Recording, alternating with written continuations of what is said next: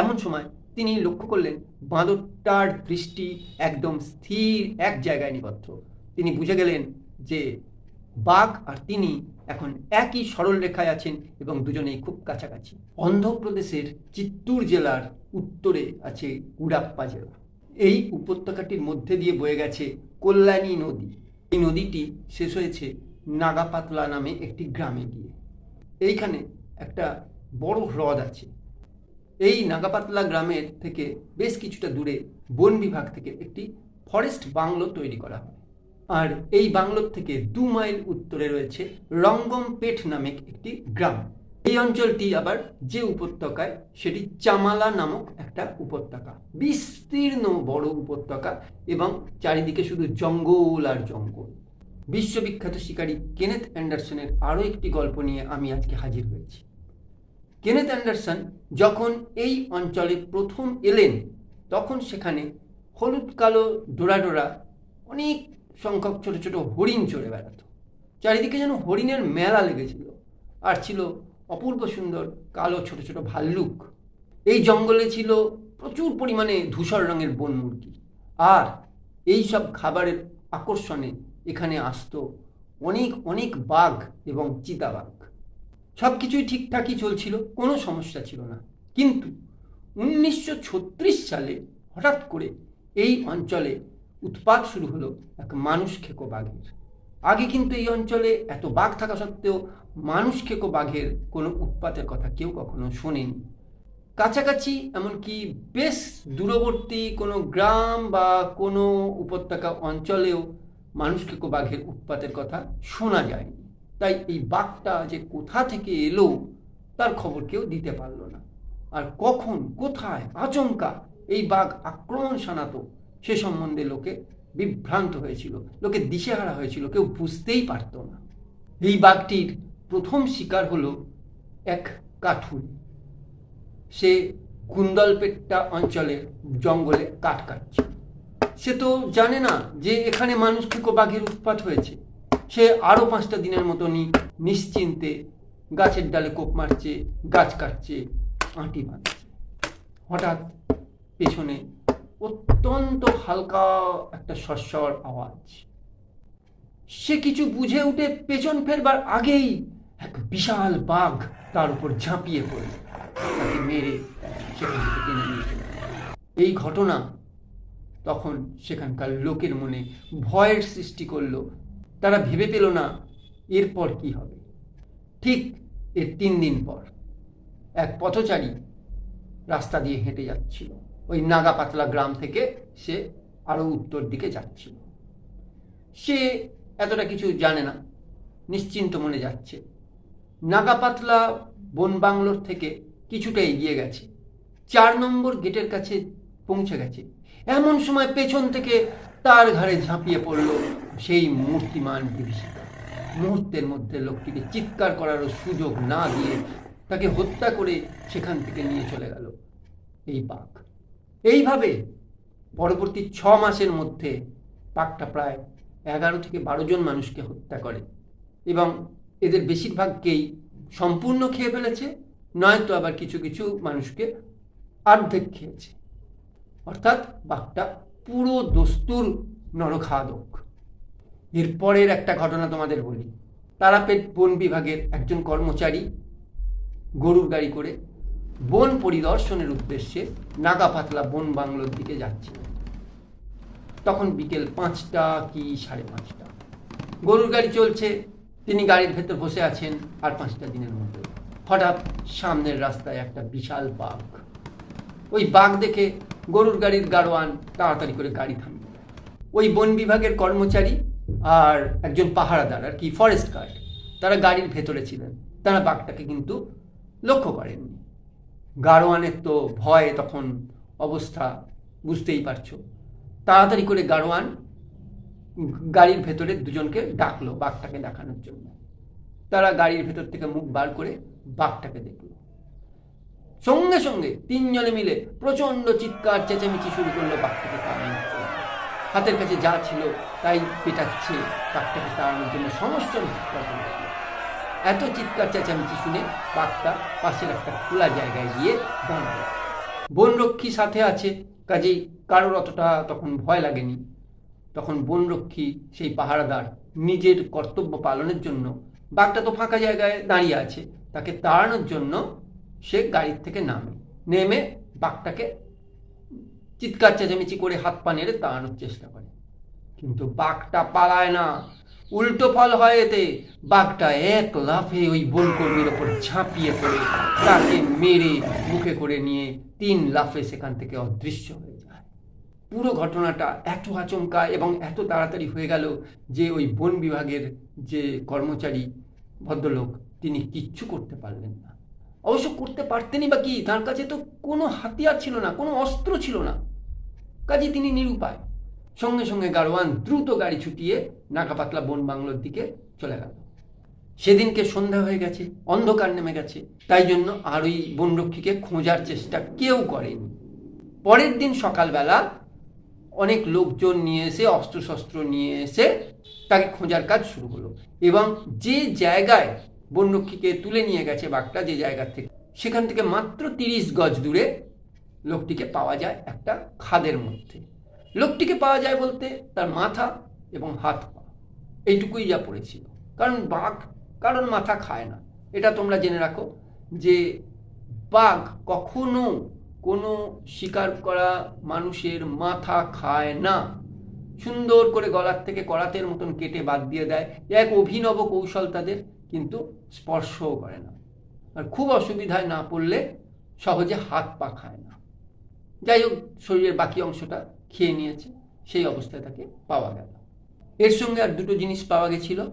লোকটা একটা সবুজ পাগড়ি পরেছিল, সেই পাগড়িটা পাওয়া গেছিল, আর তার বনরক্ষীর যে খাকি পোশাক সেটা পাওয়া গেছিল। এই মর্মান্তিক ঘটনা সেখানকার সমস্ত খবরের কাগজে প্রকাশিত হলো। আর এর ফলে সরকার খুব চিন্তায় পড়ে গেল যে কি করা যায়। তখন সরকার থেকে এই বাঘটিকে মারার জন্য পুরস্কার ঘোষণা করা হলো।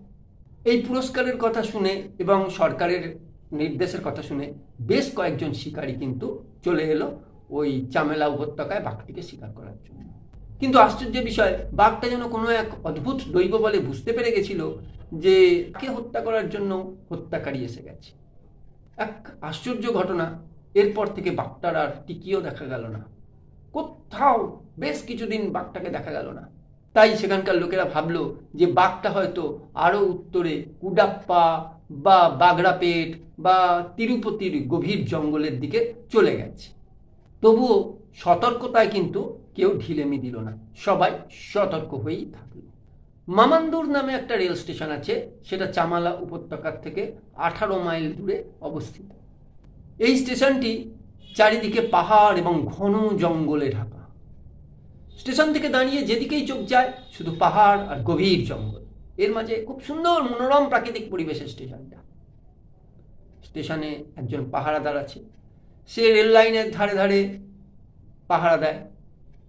সেদিনকেও সে পাহারা দিচ্ছে, কিন্তু যতদূর এরিয়া পর্যন্ত সে পাহারা দিতে যায় সেখান পর্যন্ত সেদিন সে পৌঁছতে পারল না। এরপরে 2 দিন সেই পাহারাদার কিন্তু স্টেশনে আসেনি। কেউ এ নিয়ে মাথা ঘামায়নি যে কোনো কারণে হয়তো সে আসেনি। 3 দিন পরেও যখন সেই পাহারাদার স্টেশনে এলো না, তখন স্টেশন কমিটি একটা দল তৈরি করলো, অনুসন্ধানী দল, এবং তারা তাকে খুঁজতে গেল। রেল লাইন বরাবর বেশ কিছুটা যাওয়ার পর একটা শক্ত মাটিতে তার হাতুড়িটা পড়ে থাকতে দেখা গেল, কিন্তু সেখানে কোনো ধস্তাধস্তির চিহ্নও নেই, কারণ মাটিটা তো খুব শক্ত। তবে সেখান থেকে সামান্য দূরে একটুখানি রক্ত দেখা গেল। ওই রক্তের দাগ অনুসরণ করে ওই অনুসন্ধানকারী দল আরও কিছুটা এগিয়ে দেখতে পেল বাঘের পায়ের ছাপ এবং ঝোপের মধ্যে বেশ কিছুটা রক্ত।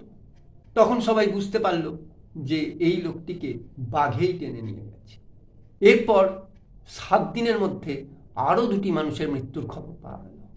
একটা মামান্দুর নামক একটি গ্রামে একটি লোককে বাঘে তুলে নিয়ে চলে গেল। তার মাত্র 2 দিনের মাথায় এই মামান্দুর থেকে 11 মাইল উত্তরে সেতিকন্টা নামক একটি স্থানে একটি লোক বাড়ির গরু ছাগলের জন্য ঘাস কাটছিল। হঠাৎ পেছন থেকে তার উপর ঝাঁপিয়ে পড়ে তাকে হত্যা করে টেনে নিয়ে চলে গেল। অর্থাৎ তার বেশ কিছুদিন বিরতি দেওয়ার পর আবার একের পর এক মানুষ হত্যা করা চালু হয়ে গেল। ঠিক এই সময় বন বিভাগ থেকে খবর দেওয়া হলো কেনেথ অ্যান্ডারসনকে যে আপনি আসুন, এই ভয়ানক বাঘটার হাত থেকে এলাকাবাসীকে রক্ষা করুন। অ্যান্ডারসনের তখন বেশ কয়েকটা ছুটিও পাওনা ছিল। তিনি তখন ঠিক করলেন এই ছুটিটা কাজে লাগিয়ে তিনি বাঘটার পেছনে লাগবেন। তিনি খবর পাওয়ার ঠিক 10 দিন পরেই সমস্ত গোছগাছ করে নিয়ে চলে এলেন সেই অঞ্চলে, উঠলেন সেই নাগাপাতলার বন বাংলোয়। তিনি ঠিক করলেন এটাই হবে তার হেড অফিস এবং এখান থেকেই তিনি তার পুরো অভিযান পরিচালনা করবেন। তিনি ঠিক করলেন যে আগে বাঘটার গতিবিধি সম্পর্কে স্থানীয় লোকেদের থেকে সমস্ত কিছু জেনে নিতে হবে, তারপর তাকে মারার পরিকল্পনা করতে হবে। কিন্তু তিনি হতাশ হলেন এটাই দেখে যে বাঘটা অত্যন্ত ধূর্ত, এক জায়গায় পরপর 2 দিন সে শিকার করে না। আজকে যদি এখানে করে, কালকে অনেকটা দূরে কোনো একটা জায়গায় সে শিকার করবে। মানুষ বুঝতেই পারবে না যে পরবর্তী হানা সে কোথায় দেবে। তারপরের দিন দেখা গেল সেখান থেকে আরও অন্যদিকে আরও বেশ কয়েক মাইল দূরে কোনো একটা স্থানে আচমকা আক্রমণ করেছে। এরপর অ্যান্ডারসন 4টে মোষের বাচ্চা কিনে নিলেন। এবার ওদেরকে বিভিন্ন জায়গায় তিনি টোপ হিসেবে বাঁধবেন।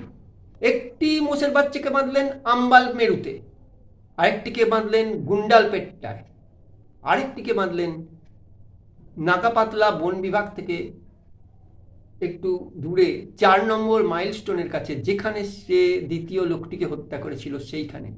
আর শেষের দিকে বাঁধলেন কল্যাণী নদীর শাখা নদী রাগী মানকোলারের উৎসস্থলের ঠিক মুখে।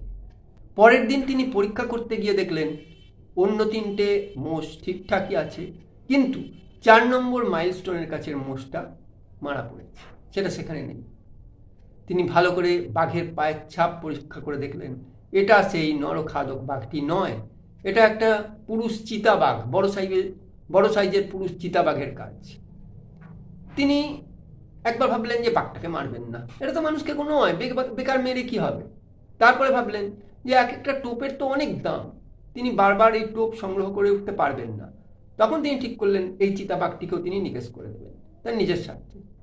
তখন ওই 4 নম্বর মাইলস্টোনের কাছেই একটা জলাশয় আছে, সেখানে ঝোপের মধ্যে তিনি চুপচাপ বসে রইলেন এবং চিতাবাঘটার অপেক্ষা করতে থাকলেন। তিনি জানতেন যে চিতাবাঘটা ওইখানে আবার ফিরে আসবে।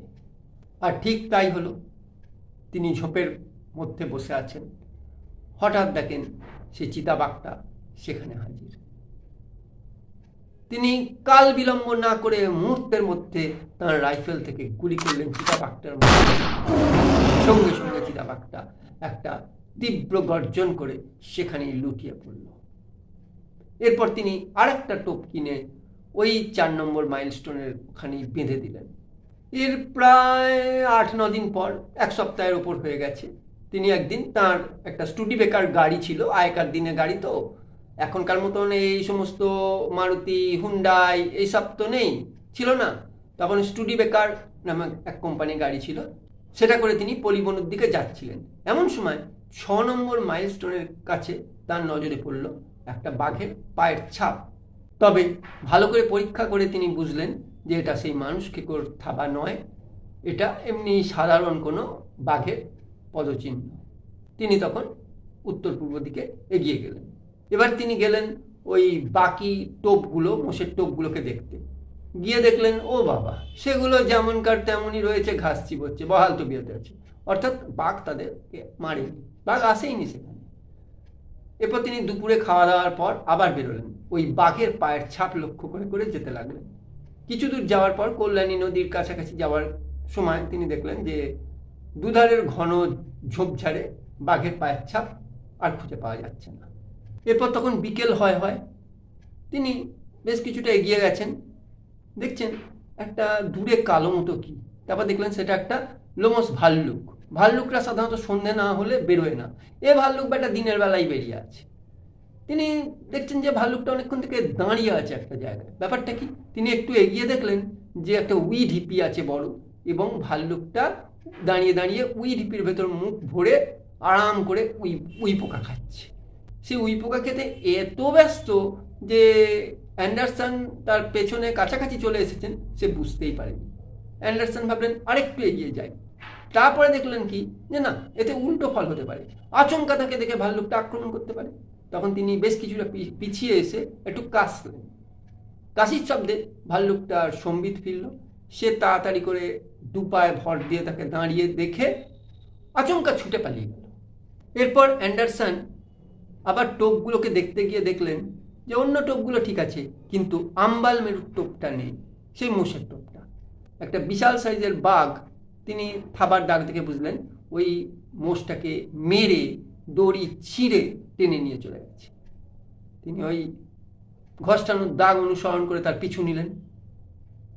মোটামুটি 200 গজ মতন যাওয়ার পর তিনি দেখলেন কি একটা গাছের ডালে একটা কাক স্থির হয়ে বসে আছে, নিচের দিকে তার দৃষ্টি। এ ব্যাপারে একটা কথা তোমাদের জানিয়ে রাখি, যখন কোনো দক্ষ শিকারী জঙ্গলে শিকার করতে যান, চারিদিকটা নিস্তব্ধ, তখন তাদের দিক নির্দেশ করে এবং সংকেত দেয় কারা জানো? এই পশু পাখিরা, অন্য পশু পাখিরা। যেমন বাঁদর খুব ভালো সংকেত দেয় কোথায় কোন বাঘ আছে, কখন সে হাঁটছে, কোন দিকে যাচ্ছে। তারপরে বিভিন্ন পাখিরা এরা চেঁচামেচি করে বা তাদের দৃষ্টি অনুসরণ করে লক্ষ্য করতে হয়, বুঝে নিতে হয় যে তার শিকার কোথায় আছে। তার এতটুকু যদি এদিক ওদিক হয় তখন নিজের মৃত্যুই কেউ ঠেকাতে পারবে না। আর অ্যান্ডারসন তো দক্ষ শিকারী, তিনি ওই কাকের দৃষ্টি অনুসরণ করেই বুঝে গেলেন যে নিচে ওই জায়গায় কিছু একটা আছে, শিকার আছে। কিন্তু কাক কেন নামছে না, কাক কেন খেতে যাচ্ছে না? তবে নিশ্চয়ই নিচে এমন কিছু একটা আছে যার ভয় কাক যেতে পারছে না। তখন তিনি পরিষ্কার বুঝলেন যে ওইখানে বাঘ আছে এবং তখন সেই মোষটিকে সে খাচ্ছে। এরপর অ্যান্ডারসন ভাবলেন কি যে তিনি যদি সোজাসুজি ওই বাঘটার দিকে যান তাহলে বাঘটা যদি তার উপস্থিতি বুঝতে পারে সেখান থেকে পালিয়ে যাবে। আর যদি এটাই সেই মানুষ খেকো বাঘ হয় তাহলে পালাবে না, তাকেই আক্রমণ করবে। আর ওই ঘাসের জমিতে হঠাৎ তাকে আক্রমণ করলে তিনি কোনোভাবেই নিজেকে বাঁচাতে পারবেন না, অর্থাৎ এগিয়ে যাওয়া সেক্ষেত্রে বোকামি হবে। তাই তিনি মোটামুটি 100 হাত পিছিয়ে এলেন, দিয়ে দেখতে লাগলেন কোথায় গেলে বাঘটাকে তিনি দেখতে পাবেন। এমন সময় একটা নালা তাঁর নজরে পড়ল। তিনি পা টিপে টিপে নালা ধরে এগিয়ে গেলেন, দিয়ে একটা ফাঁকা জায়গা মতন পেলেন আর ওখানে একটা তেঁতুল গাছ পেলেন। তিনি আস্তে আস্তে সেই তেঁতুল গাছের আড়ালে গিয়ে দাঁড়ালেন। এরপর তিনি আরেকটু ভালো করে দেখার জন্য তেঁতুল গাছটায় কিছুটা উঠে পড়লেন, কিন্তু কিচ্ছু দেখতে পেলেন না। তখন তিনি ভাবলেন যে ব্যাপারটা কি, তাহলে কি এখানে কিছু নেই? তবুও তিনি ওই তেঁতুল গাছের ওপরেই বসে রইলেন যে যদি কিছু দেখা যায়। কিছুক্ষণ পরে এদিকে সূর্য তখন অনেকটা উঠে গেছে, অর্থাৎ বেলা অনেকটাই হয়ে গেছে। হঠাৎ 100 হাত দূরে তিনি দেখতে পেলেন যে কয়েকটা বাঁদর চেঁচামেচি করছে। তিনি বুঝলেন যে বাঘটা বেরিয়েছে, কারণ বাঁদরটা কিন্তু বাঘটাকে লক্ষ্য করেছে এবং তাই চেঁচাচ্ছে। তিনি তখন তাড়াতাড়ি করে সেই তেঁতুল গাছ থেকে নেমে এলেন এবং ওই বাঁদরটার চিৎকারকে অনুসরণ করে সেদিকে যেতে লাগলেন। তিনি বুঝতে পারলেন যে বাঘটা খাওয়া দাওয়ার পর ওই আম্বাল মেরুর ওখানে কোনো জলাশয়ের জল খেতে যাচ্ছে। এবার অ্যান্ডারসন বাঁদরটার দিকে লক্ষ্য রেখে রেখে যেতে লাগলেন, এগিয়ে যেতে লাগলেন। মোটামুটি কয়েক গজ এগিয়েছেন, এমন সময় বাঁদরটা তাকেও দেখে ফেলল। এইসব বাঁদররা কি করে, সে বাঘ দেখুক আর মানুষ দেখুক তার কাছে সবই শত্রু, সে চেঁচামেচি করে। এবার তাকে দেখেও সে চেঁচামেচি করতে লাগলো। এ তো মহাবিপদ। আর মানুষের মতন কিন্তু বরং তার থেকে বেশি বুদ্ধি বাঘের। তোমাদের আগেও বলেছি, বাঘও কিন্তু এটা থেকে বুঝে নেয় যে সেই বাঁদর অন্য কিছু দেখেও চেঁচামেচি করছে। তখন সে সাবধান হয়ে যায় এবং সতর্ক হয়ে যায়। অনেক সময় অনুসন্ধান করতেও আসে যে কী দেখে বাঁদর চেঁচামেচি করছে। তখন অ্যান্ডারসন ওই বড় বড় ঘাসগুলোর মধ্যে চুপ করে বসে রইলেন। খানিক বাদে তিনি হামাগুড়ি দিয়ে ওই ঘাস বনের মধ্যে দিয়ে চলতে লাগলেন। এমন সময় তিনি লক্ষ্য করলেন বাঁদরটার দৃষ্টি একদম স্থির এক জায়গায় নিবদ্ধ। তিনি বুঝে গেলেন যে বাঘ আর তিনি এখন একই সরল রেখায় আছেন এবং দুজনেই খুব কাছাকাছি। তিনি আর রিস্ক নিলেন না, আর এগোলেন না। চারিদিকে ঘন কাঁটা ঝোপ আর উঁচু উঁচু ঘাস। তিনি কিছুই দেখতে পাচ্ছেন না। হঠাৎ বুঝতে পারলেন যে কয়েক হাত দূরে, মোটামুটি 20-25 হাত দূরে ঘাসটা কিছুটা নড়ে উঠল। তিনি ব্যাপারটা কি ভালো করে দেখার জন্য সামান্য মাথাটা তুলেছেন, আর বাঘটা তাকে দেখে ফেলেছে। সঙ্গে সঙ্গে তাকে দেখা মাত্র বাঘটা 3 লাফে সেখান থেকে অদৃশ্য হয়ে গেল, দূরে পালিয়ে গেল। এরপর অ্যান্ডারসন ভাবলেন কি যে আর এগিয়ে কাজ নেই। তিনি বুঝলেন যে ওই বাঘটাকে এখন পিছু নেওয়া মানে আত্মহত্যা করা, কারণ বাঘটা অতর্কিতে পেছন থেকে এসে তাকেই আক্রমণ করতে পারে। তিনি তখন গুঁড়ি মেরে মেরে বেশ কিছুটা পিছিয়ে এলেন। পিছিয়ে এসে ভাবলেন যে তিনি যদি এখান থেকে এখন চলে যান তাহলে হয়তো শিকার করার একটা ভালো সুযোগ ফসকাবেন, কারণ তার ধারণা বাঘটা আবার ফিরে আসবে। অথচ রাতে থাকার মতন কোনো কিচ্ছু তিনি সঙ্গে আনেননি। তখন তিনি ঠিক করলেন যে উপায় নেই, কোনো গাছের ডালেই তাকে রাতটা কাটিয়ে দিতে হবে। এই বলে তিনি সন্ধান করে একটা উঁচু গাছের ডালে উঠে বসলেন। উঠে বসে দেখলেন দূর এই ঝামেলা হচ্ছে, কারণ সামনে এত ডালপালা যে মরিটা আটকে যাচ্ছে। মরি বলতে তোমাদের এর আগেও বলেছি যে বাঘের শিকার করা যে মৃতদেহ, সেটাকেই মরি বলে। ভালো করে দেখা যাচ্ছে না। তবে একটা সুবিধাও আছে, তিনি মাটি থেকে প্রায় 15 ফুট উঁচুতে একটা ডালে বসে আছেন। বাঘ কোনোভাবেই সেখানে পৌঁছতে পারবে না, অর্থাৎ তিনি সম্পূর্ণ নিরাপদ। আবার বাঘটা যদি তার দিকে আসে তাহলে তিনি সহজেই তাকে দেখতে পাবেন এবং তার বন্দুকের রেঞ্জের মধ্যে চলে আসবে। অতএব তিনি প্রচণ্ড কষ্ট হলেও ওই গাছেই বসে রইলেন। অ্যান্ডারসন বসে আছেন গাছের ডালে। এদিকে সন্ধ্যা হয়ে গেল, কিন্তু বাঘের কোনো আনাগোনা নেই। নানা নিশাচর প্রাণীরা ডাকতে লাগলো, রাতচরা পাখিরা চারিদিকে ডাকতে লাগলো। অ্যান্ডারসন একটা অদ্ভুত জিনিস এই সময় লক্ষ্য করলেন। তিনি এর আগে শুনেছিলেন যে বাঘেরা নাকি সম্বরের ডাক নকল করতে পারে। স্ত্রী সম্বরের ডাক নকল করবে তারা কোনো ঝোপের মধ্যে থেকে, আর পুরুষ সম্বর সেখানে চলে আসবে এবং সাথে সাথে তাকে হত্যা করবে। এই একটা প্র্যাঙ্ক তারা করতে পারে, কিন্তু তিনি বিশ্বাস করেননি। কিন্তু সেদিনকে নিজের চোখে দেখে তিনি অবাক হয়ে গেলেন। তিনি যে গাছের ডালে বসে আছেন তার থেকে কয়েক গজ দূরে একটা ঝোপের মধ্যে একটা সম্বর ডেকে উঠল। ঝোপটা পুরোপুরি রাত্রের অন্ধকারে ঢেকে যায়নি। তিনি ভালো করে লক্ষ্য করে দেখলেন একটা বাঘ সেখানে দাঁড়িয়ে আছে। তিনি এই গল্প কথা শুনে অবাক হয়ে গেলেন যে এটা তো সত্যি ঘটনা। তাহলে নিজে চোখে তিনি দেখলেন। তিনি এটা ভালো করেই জানতেন যে একই ঝোপের মধ্যে বাঘ এবং সম্বর একসঙ্গে থাকবে না। বাঘ এলে সম্বর সেখান থেকে দ্রুত পালিয়ে যাবে। তাহলে এটা বাঘের পাতা ফাঁদ। কেনেথ অ্যান্ডারসন নিজে চোখে এই অবিশ্বাস্য ঘটনা দেখে চমকে গেলেন। তারপরে তিনি দেখলেন যে বাঘটা ঝোপ থেকে বেরিয়ে এলো, কিন্তু তিনি ভেবে পেলেন না যে বাঘটা কেন সেই সময় সম্বরের ডাক নকল করলো। কারণ যে শিকারটাকে সে দিনের বেলা মেরেছিল সেটা থেকে কিছুটা খেয়েছে। এই তার যে খুব খিদে আছে তা নয়, আবার ওই শিকারটাকেই তো সে খেতে এসেছে, তাহলে তো সে তার একটা শিকার আছে। তাহলে আবার কেন সে সম্বরের ডাক দেখে সম্বরকে কাছে টানার চেষ্টা করছিল। যাই হোক, তিনি চুপচাপ বসে আছেন এরপর কি হয় দেখার জন্য। দেখলেন বাঘটা ধীরে ধীরে এসে শিকারটাকে মুখে তুলতে, আর তিনি ওইদিকে তার রাইফেল তাক করলেন বাঘের দিকে। বাঘটা শিকারটাকে মুখে তুলে নিল আর গর্জে উঠল তার রাইফেলের গুলি। গিয়ে লাগলো বাঘের মাথায়। সঙ্গে সঙ্গে বাঘটা একটু সরে গেল আর তার দ্বিতীয় গুলি বিদ্ধ হলো বাঘের হৃৎপিণ্ডে। ছটফট করে ওইখানে মরে পড়ে গেল। শেষ হলো এই বাঘের অধ্যায়। তিনি এবার ভাবলেন অনায়াসে এবার গাছ থেকে নেমে তার ওই স্টুডিবেকার মোটর গাড়ির কাছে যাওয়া যায়। কিন্তু তিনি দেখলেন এই ঘুটঘুটে অন্ধকারে তিনি তো বুঝতেই পারবেন না যে কোন দিক দিয়ে তিনি যাবেন। কিন্তু তিনি দেখলেন যে তিনি যদি গাছ থেকে না নামেন তাহলে ওই প্রচণ্ড ঠান্ডায়, পাহাড়ি অঞ্চলের ঠান্ডা, আর এদিকে পেটে কিচ্ছু পড়েনি, খালি পেটে তাকে বসে থাকতে হবে, খুব কষ্টকর। বাঘ তো মরেই গেছে, আর ভয় বা কিসের তার। তিনি তখন নেমে পড়লেন। নেমে পড়ে এবার কল্যাণী নদীর ধার ধরে হাঁটতে লাগলেন। কল্যাণী নদীর ধারটা শুকনো পাতা আর নুড়ি পাথরে বিছানো। এই নদীর আঁকা বাঁকা পথ ধরে তাকে হেঁটে 6 মাইল হেঁটে গাড়ির কাছে পৌঁছতে হবে।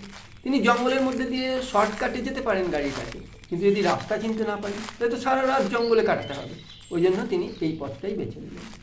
দীর্ঘ সময় হেঁটে তিনি শেষ পর্যন্ত রাত 12টার কাছাকাছি তার গাড়িতে এসে উঠলেন। গাড়িতে বসে তার মনে একটা অন্য চিন্তা এলো, যে তিনি যে বাঘটাকে মেরেছেন এটা সত্যিই সেই মানুষ খেকো তো? কারণ মানুষ খেকো বাঘটা তাকে দেখে পালিয়েছিল, সে তার অস্তিত্ব জেনে গেছে, তারপরেও সে আবার সেই একই জায়গায় ফিরে আসবে। সাধারণত মানুষ খেকোদের ক্ষেত্রে এটা ঘটে না। আবার আরও একটা বিষয়, ওই বাঘটা কিন্তু ঝোপের মধ্যে থেকে সম্বরের ডাক নকল করেছিল, যেটাও করা সেই মানুষ খেকোর পক্ষে সম্ভব নয়, কারণ তার তো পেট ভরা আছে, তারপর তার খাবার ওখানে রাখা আছে। এটা হয়তো অন্য একটা সাধারণ বাঘ, যে জানতো না যে ওখানে শিকারটা আছে, ঝোপের মধ্যে থেকে সম্বরের ডাক নকল করেছিল, কিন্তু আচমকা শিকারটা দেখতে পেয়ে সে তখন সেটা মুখে নিয়ে খেতে গিয়েছিল।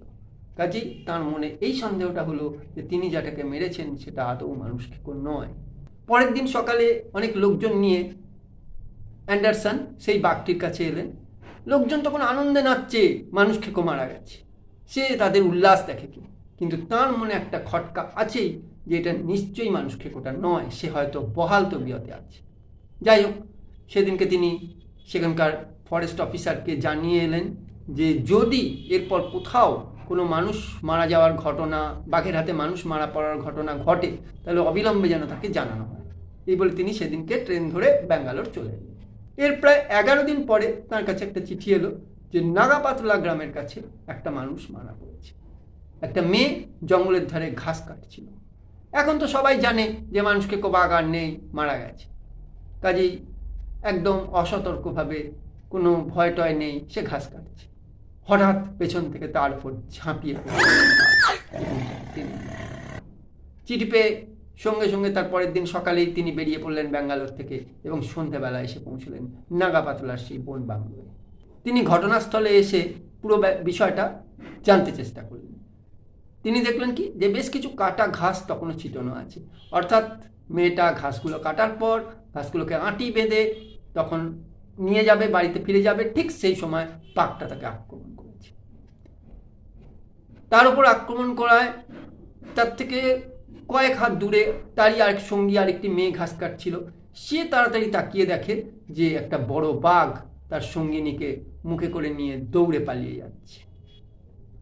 সে তখন ভয়ের চোটে ছুটে এসে নাগাপাতলা গ্রামে খবর দেয়, কিন্তু গ্রামের কোনো লোক তাকে অনুসন্ধান করার চেষ্টাই করেনি। এরপর শক্ত মাটিতে অ্যান্ডারসন বাঘটার পায়ে কোনো ছাপ দেখতে পেলেন না।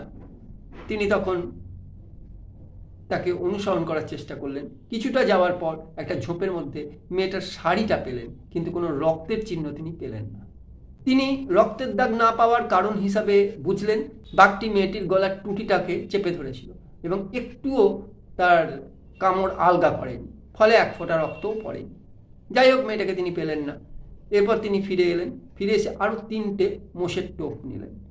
একটা বাঁধলেন পলিবনুতে, একটা বাঁধলেন নাগাপাতলা বন বাংলোর কাছে 2 নম্বর গেটের সামনে, আরেকটা বাঁধলেন কল্যাণী নদীর কাছে, যেখানে চাষাবাদের জমি জমা মানে কৃষিক্ষেত্র শুরু হয়েছে সেইখানে। তিনি পরের দিন সকালবেলা দেখতে গিয়ে দেখলেন 3টে মোষই ঠিকঠাক আছে। বাঘটা পলিবনুর মোষটার কাছে এসেছিল, সেখান থেকে সে 2 নম্বর মাইলস্টোনের ওপর দিয়ে উঠেছে, উঠে 4 নম্বর মাইলস্টোনের কাছে গেছে, আরেকটি মোষকেও দেখেছে, দেখে 6 নম্বর মাইলস্টোনের কাছে গিয়ে বাঘটা আবার জঙ্গলে নেমে গেছে। অর্থাৎ এখান থেকে সে হয় আম্বালমেরু নয় গুন্ডালপেট্টা, কোনো একটা দিকে সে যাচ্ছে, নয়তো আরও দূরে অন্য কোথাও চলে গেছে, অথবা পাহাড়ের ঢালে কোনো ঝোপে আত্মগোপন করে চুপচাপ বসে আছে। তিনি তখন ঠিক করলেন যে সেদিনকে ওই 4 নম্বর মাইলস্টোনের কাছে একটা বড় সেগুন গাছ আছে, ওইখানেই তিনি বসবেন এবং বাঘটাকে ওই রাত্রে সেদিন তখন পূর্ণিমা আসছে, কাজে চাঁদের আলো থাকবে, বাঘটাকে তিনি হত্যা করবেন। যাই হোক, তিনি গাছের গুঁড়িতে ঠ্যাস দিয়ে চুপচাপ বসে রইলেন, কিন্তু রাত নামার সঙ্গে সঙ্গে তার মনে একটা বিশাল ভয় দানা বাঁধল যে বাঘটা যদি তাকে দেখে ফেলে।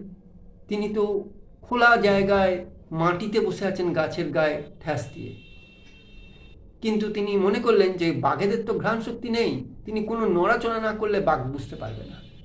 যাই হোক, সারা রাত কেটে গেল, বাঘটা এলো না। পরে ভোর হয়ে গেল। এরপর পরের দিন চান খাওয়া করে বেশ ঘুমিয়ে নিয়ে বেশ তরতাজা হয়ে তিনি সঙ্গে কিছু লোকজন নিয়ে বেরিয়ে পড়লেন। তারা কল্যাণী নদীটা পার হয়েই উল্টো দিকে একটা তেঁতুল গাছ দেখলেন। তেঁতুল গাছ থেকে রাস্তাটা দুদিকে ভাগ হয়ে গেছে, একটা ভাগ গেছে পলিবনুর দিকে, একটা আম্বালমেরুর দিকে। তিনি শুনেছেন এই তেঁতুল গাছে উঠে বহু শিকারী এর আগে অনেক বাঘ মেরেছে।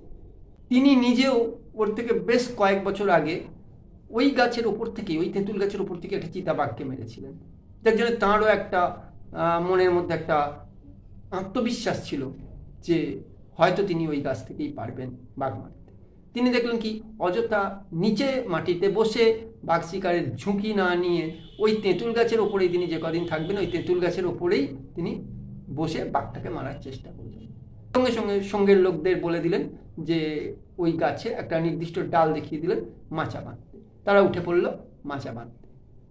আর তার গাড়িতে একটা ফোল্ডিং চারপাই থাকতো, তক্তা টাইপের। এটা খুব ভালো এবং খুব হালকা, অথচ খুব মজবুত, খুব আরামদায়ক, আর যে কোনো জায়গায় লুকিয়ে ফেলা যায়। তিনি এটাকে উঠিয়ে দিলেন ওদের কাছে। ওরা ওইটাকে দুটো ডালের মধ্যে শক্ত করে বেঁধে দিল আর ডালপালা দিয়ে ঢেকে দিল যাতে তাকে দেখা না যায়। এরপর তিনি নাগাপাতলার বন বাংলোয় ফিরে এলেন। এবার তিনি ওই বন বাংলোয় এসে চান খাওয়া করে ঘুমিয়ে নিলেন। সারা দুপুর বেশ ঘুমিয়ে তরতাজা হয়ে উঠলেন। এইবার 4টে নাগাদ বেরিয়ে পড়লেন। সঙ্গে কম্বল নিলেন, রাত্রে ঠান্ডা পড়ে। জোরালো টর্চ নিলেন, গুলি ভরা রাইফেল নিলেন, 1 ফ্লাক্স চা নিলেন আর বেশ কটা স্যান্ডউইচ নিলেন। নিয়ে গাড়িটাকে বেশ কিছুটা দূরে রেখে সন্ধ্যের আগে আগেই তিনি ওই গাছে উঠে তার নিরাপদ মাচায় বসে পড়লেন। রাত তখন 11টা। তিনি আম্বালমেরুর দিক থেকে একটা চিতাবাঘের ডাক শুনলেন। চিতাবাঘটা ধীরে ধীরে তার গাছের তলায় এলো এবং গাছটাকে অতিক্রম করে তার পেছন দিক দিয়ে চলে গেল। এরপর পরপর দুরাত্রি কোনো কিছুই ঘটল না, কোনো বাঘও সেখানে আসেনি, কিচ্ছু না। তিনি চুপচাপ মাচায় বসে থাকেন আর সকালে নেমে যান।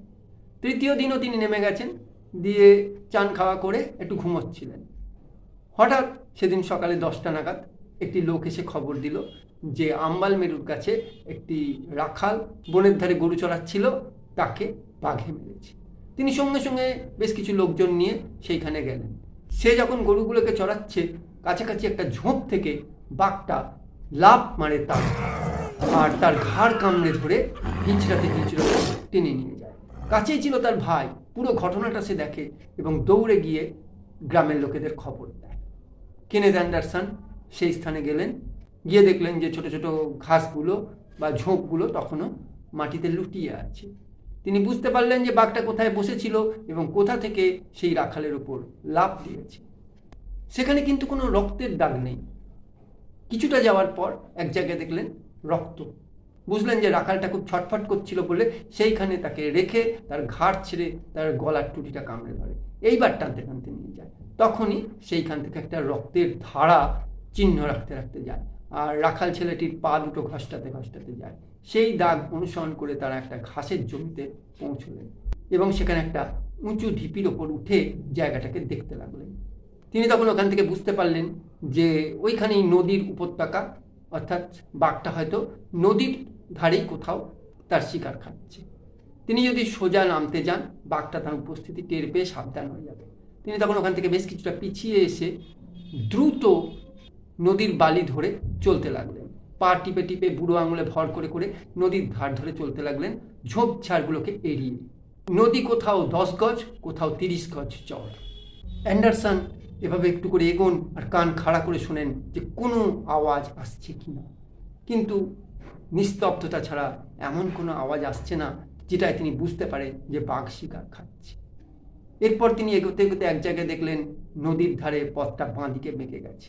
তিনি সেখানে একটুখানির জন্য দাঁড়ালেন, আর দাঁড়িয়েই দেখলেন বেশ কয়েক গজ দূরে বাঘটা তার শিকারকে পিঠে করে নিয়ে পাহাড়ি উপত্যকা দিয়ে উঠে যাচ্ছে।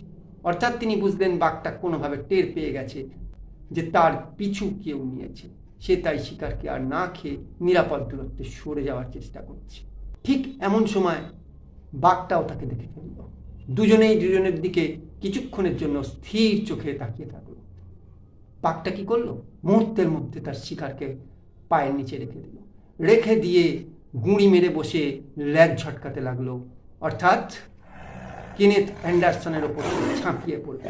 সে নতুন শিকার করার উদ্দেশ্যে সেই শিকারকে ছেড়ে দিয়ে অ্যান্ডারসনের উদ্দেশ্যে ঝাঁপিয়ে পড়ার প্রস্তুতি নিল। মুহূর্তের মধ্যে অ্যান্ডারসন রাইফেল তাক করে দিল, কিন্তু গুলিটা বাঘের দু চোখের মাঝখানে না লেগে বাঁ দিকের চোখের ওপরের দিকে লাগলো। বাঘটা তখন মাতালের মতন টলতে টলতে তাকে তেড়ে সঙ্গে সঙ্গে অ্যান্ডারসন এক পাশে সরে গেলেন, আর রাইফেলের যতগুলো গুলি ছিল সবগুলো বাঘের ওপর পর পর পর পর চালিয়ে সেখানে শেষ হলো দীর্ঘদিন ধরে এলাকার মানুষকে যন্ত্রণা দেওয়া, হাহাকার মচিয়ে দেওয়া এক দুর্ধর্ষ নরখাদকের কাহিনী। ছাল ছাড়ানোর সময় তিনি এক আশ্চর্য জিনিস দেখলেন, বাঘটার শরীরে এমন কোনো চিহ্ন পেলেন না যার কারণে সে মানুষ খেকো হয়ে উঠেছে। তিনি বুঝলেন বাঘটা এমনি স্বভাবেই মানুষ খেকো, কোনো আঘাত বা কোনো কারণে যে মানুষ খেকো হয়ে উঠেছে তা নয়, মানুষের মাংসর লোভেই সে মানুষ খেকো হয়ে উঠেছে, এবং শেষ পর্যন্ত এক মানুষের হাতেই তাকে প্রাণ দিতে হলো। আমার আজকের গল্প এখানেই শেষ হলো। গল্পটা তোমাদের কেমন লাগলো অবশ্যই আমাকে কমেন্টে জানাবে।